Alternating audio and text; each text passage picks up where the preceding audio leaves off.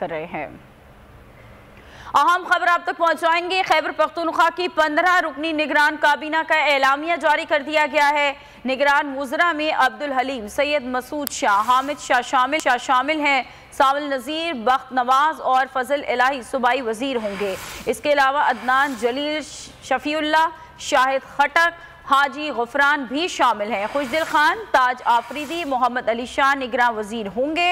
Justice इरशाद कैसर और मंजूर आफरीदी भी निगरान वजीर बन गए। आसिफ शकूर हमारे नुमाइंदे हमारे साथ लाइन पर मौजूद हैं, इस बारे मजीद उनसे जानते हैं। आसिफ शकूर, आगाह कीजिएगा।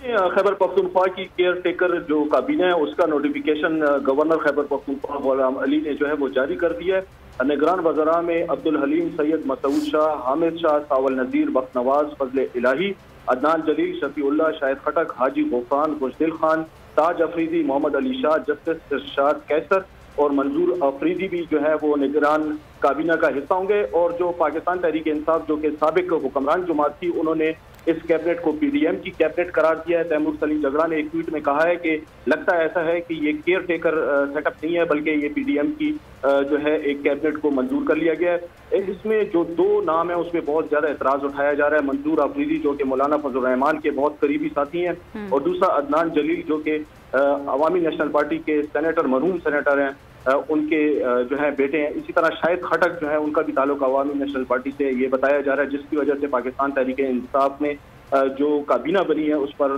शदीद रद्द-ए-अमल दिया है और एतराज उठा दिया है। ठीक है आसिफ शकूर, बहुत शुक्रिया आगाह करने के लिए।